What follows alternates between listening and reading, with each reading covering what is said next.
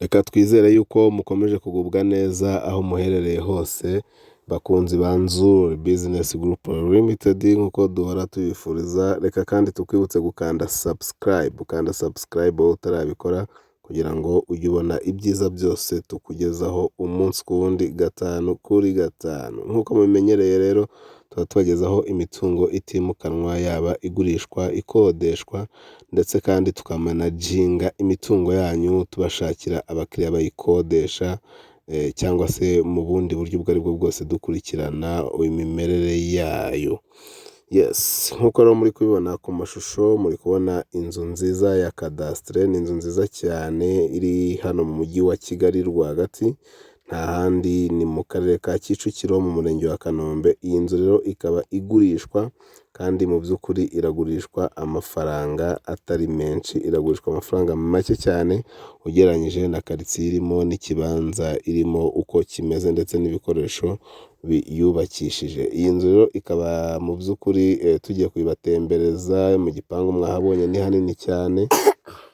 Mu gipangu mutwihanganire, mu gipangu mwahabonye ni hanini cyane, ndetse iyi nzu ikaba iri mu kibanza kigari kuko ifite parking ihagije, ikagira na annex n'inzu ubwayo ni nini. Iyi nzu rero tugiye kubereka no mu nzu mo imbere. Iyi nzu ikaba ifite na view nziza cyane kuko iri ahantu heza hitegeye. Iyi nzu rero ifite ibyumba bine binini byiza byo kuryamamo, ikagira douche na toilette eshatu, ikagira salon nini na salle à manger muri kureba, ndetse ikagira n'igikoni cyo mu nzu nacyo muraje mukibone rwose mu by'ukuri.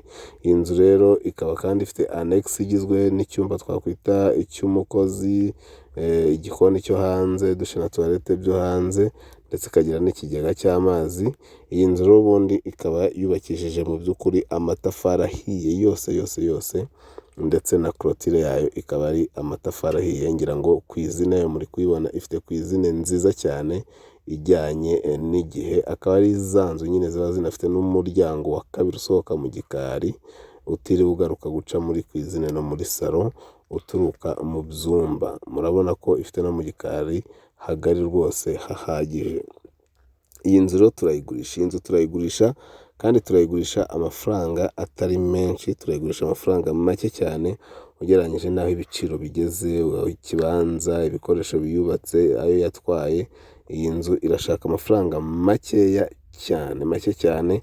Nta yandi rero, ni miliyoni 60 zonyine kandi ziri negosiyabule. Miliyoni 60 negosiyabule.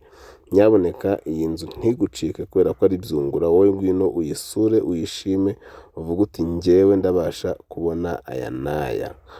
Turakugabanyiriza cyangwa se turakugabanyishiriza bihagije. Iyi nzu rero wayikunze, waduhamagara kuri za nimero zacu n'ubundi mumaze kumenyera, arizo 07 88 48 67 97 cyangwa se 0781 2 inshuro 3 0123. Si ibyo gusa, ushobora kudusanga aho dukorera nta handi, ni hariya mu nyubako ya Centenary House. Ni muri Centenary House muri etaje ya kabiri, ukizamuka muri asanseri uhita ukata iburyo bwawe ugahita ugera kuri Nzuri Business Group Limited. Rwose ni ikaze, turabategereje kugira ngo tubashe kubatuza. Ari nako wadusanga ku zindi mbuga nkoranyambaga zacu arizo Instagram, Facebook page, Twitter, hose n'ubundi twitwa Nzuri Market. Komeza rero ukande subscribe, ukanda subscribe, ukore share, ukande kukazogera kugira ngo nyaboneka we kujya ucikwa n'ibyiza byose tubagezaho umunsi ku wundi, gatanu kuri gatanu. Kanda subscribe, iyi nzu ntigucike. Nawe kandi ufite inzu ugurisha cyangwa se ushaka kugura, ngwino tugufashe, tuguhe serivisi nziza zijyanye n'imitungo itimukanwa, kandi mu gihe gito cyane, tubashe kuba twagufasha gukabya inzozi, wishyura amadeni, wishyure banki utarindiriye cyamunara.